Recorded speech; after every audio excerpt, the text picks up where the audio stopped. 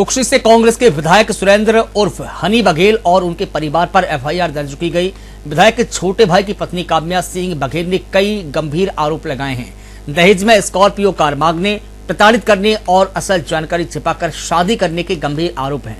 इसी विषय पर साधना न्यूज की संवाददाता मेघा जैन ने काम्या सिंह बघेल से खास बातचीत की।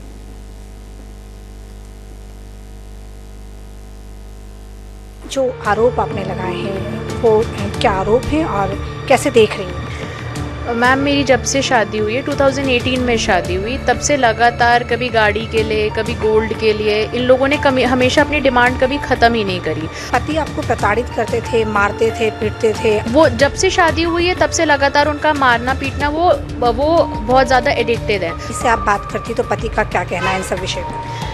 मैम, वो तो इतना पीते हैं कि उनसे वो बात तो करते नहीं है, वो सिर्फ मार के और गालियों से ही बात करते हैं। पुलिस प्रशासन से आप क्या चाहते हैं? मैम, मैं चाहती हूँ, पुलिस ने अभी तक मेरी बिल्कुल हेल्प करी है, उन्हें हर स्टेप में मेरी हेल्प करी, उन्हें मेरी पूरी चीज़ें सुनी, देखी, समझी, उसके बाद ही उन्हें एफआईआर करी। ऐसे मेरे सिर्फ वर्बली कहने से। नमस्कार, मैं हूँ आपके साथ मेघा जैन और आप देख रहे हैं साधना न्यूज़ मध्य प्रदेश। एक लड़की जब शादी करती है तो कई सपने होते हैं उसके, ससुराल अच्छा हो, पति अच्छा हो, परिवार अच्छा हो, लेकिन जब वो सपने टूटते हैं तो बेहद दुख होता है। ऐसी ही एक महिला मेरे साथ मौजूद है, नाम है काम्या बघेल। ये कोई आम नहीं है, ये है सांसद की बहू, मंत्री की बहू और अभी कांग्रेस सरकार में विधायक है, कुक्षी से विधायक सुरेंद्र सिंह बघेल की बहू काम्या सिंह बघेल। कई गंभीर आरोप काम्या ने लगाए हैं। सीधे उन्हीं से बात करेंगे और जानेंगे कि वो इस विषय पर क्या कहती हैं। जो आरोप आपने लगाए हैं वो क्या आरोप हैं और कैसे देख रही हैं? मैम, मेरी जब से शादी हुई है 2018 में शादी हुई, तब से लगातार कभी गाड़ी के लिए, कभी गोल्ड के लिए इन लोगों ने हमेशा अपनी डिमांड कभी ख़त्म ही नहीं करी।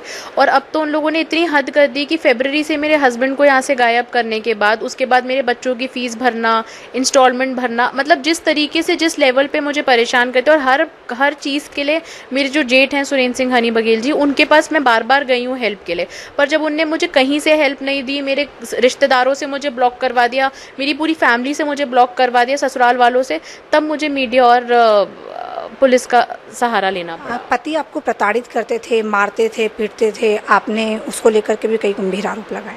वो जब से शादी हुई है तब से लगातार उनका मारना पीटना वो बहुत ज़्यादा एडिक्टेड है। वो सुबह से शाम तक पीने वालों में से है। ये सारी बातें मुझे शादी से पहले नहीं बताई गई थी। मुझे बता के शादी कराई गई थी कि वो MBA हैं। शादी के बाद मुझे पता चला कि वो 8th फेल हैं।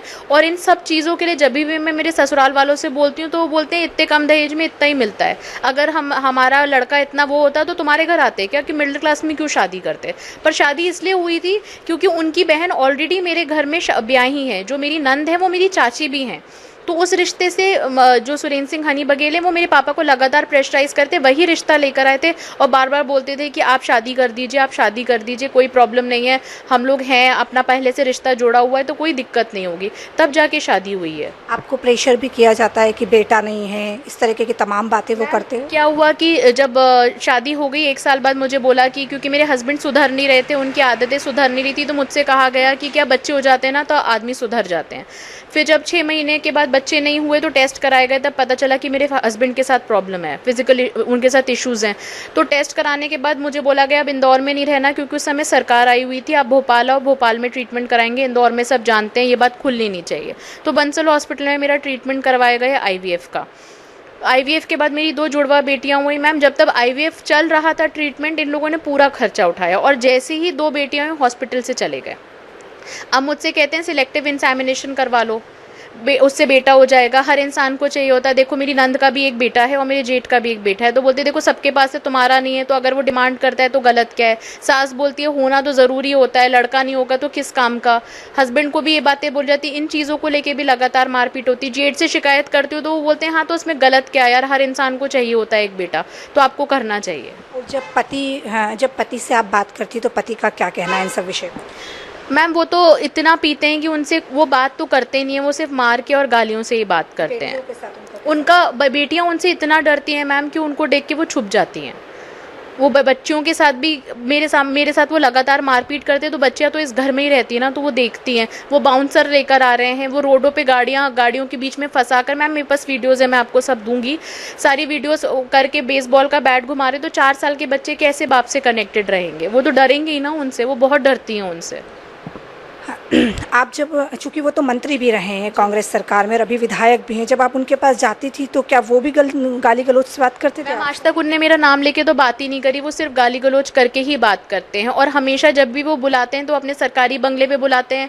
उनका रूल है कि मोबाइल रख के बात होगी, कि आप रिकॉर्ड ना कर लो, बात ना कर लो, तो दूसरे कमरे में मोबाइल रखा जाएगा, तब आपसे बात होगी।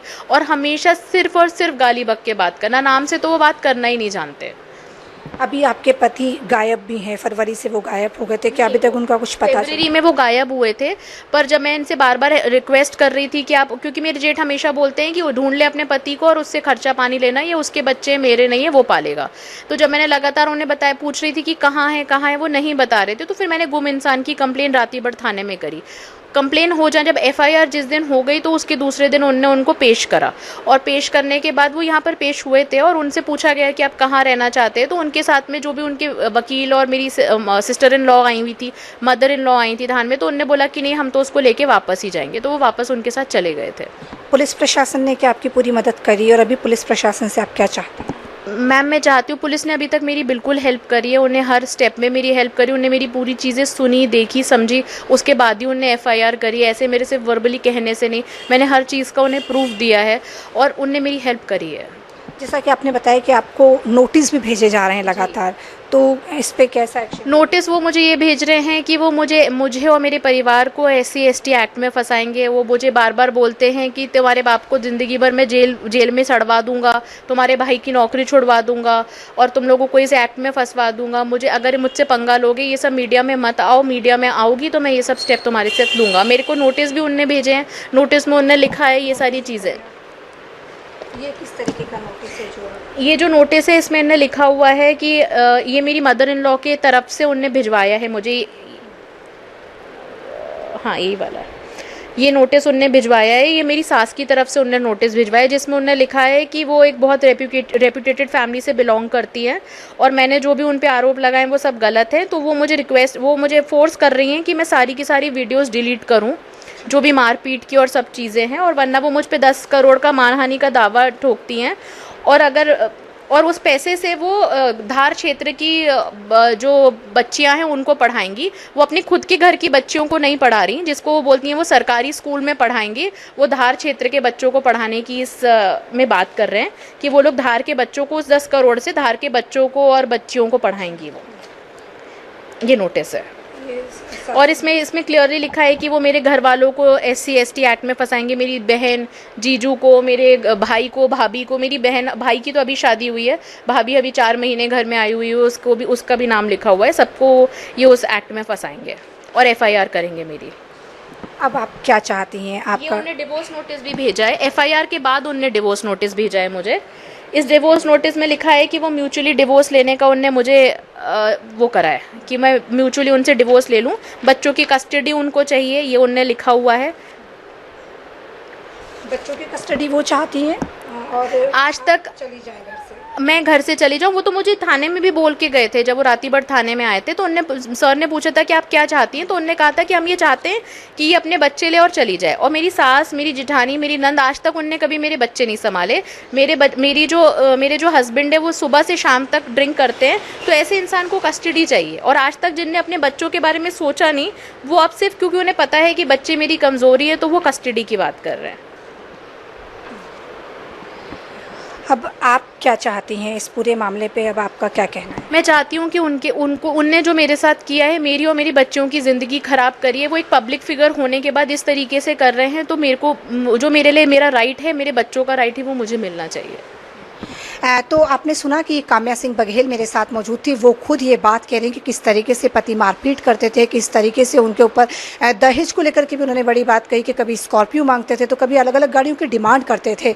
और वाकई ये बड़े गंभीर आरोप है, चूँकि कांग्रेस में मंत्री रहे हैं, अभी वर्तमान में विधायक के तौर पर काम कर रहे हैं, उसके बाद भी जो समाज सुधारक की बात कर रहे हैं, जो जनप्रतिनिधि है, जो जनता के सुधार की बात कर रहे हैं, अगर वो अपने बहू को नहीं ठीक से देख पा रहे हैं, अपनी पोतियों को ठीक से नहीं समझ पा रहे हैं, तो कैसे सुधारेंगे वो इन सब चीज़ों को। तो बड़ा सवाल तो अभी यही है कि अब प्रशासन क्या डिसीजन लेता है, पुलिस क्या डिसीजन लेती है, और आखिर काम्या सिंह बघेल को न्याय कब मिलेगा। कैमरा पर्सन अभिलाष तिवारी के साथ मेघा जैन, साधना न्यूज़, भोपाल। छत्तीसगढ़ के सूरजपुर जिले में कुकुरमुत्तों की तरह प्राइवेट अस्पतालों और क्लिनिक उगाए हैं, जिनमें ना ही कानूनों का पालन होता है और ना ही गाइडलाइंस का फॉलो की जाती है। हैरानी की बात तो यह है कि प्राइवेट अस्पतालें महज 2 से 3 कमरों में ही संचालित हो रही है। अब आप ही सोचिए कि जिन 2-3 कमरों में ठीक से किराने की दुकान भी नहीं खुलती, उनमें अस्पतालें खुली है। इन अस्पतालों पर कांग्रेस ने नियम कानून बताए, गोंडवाना गणतंत्र पार्टी ने आंदोलन करेंगे की बात कही, भाजपा ने कहा कि स्वास्थ्य मंत्री को पत्र लिखेंगे और सीएमएचओ ने कहा कि जांच की जाएगी। लेकिन सवाल यह है कि इन अस्पतालों को सह कौन दे रहा है? शासन और प्रशासन के अधिकारी कहां हैं जो इन्हें खोलने की अनुमति देते हैं? क्या अनुमति देने के बाद मौके पर जाकर इनका निरीक्षण किया जाता है? देखिए इस खास रिपोर्ट में।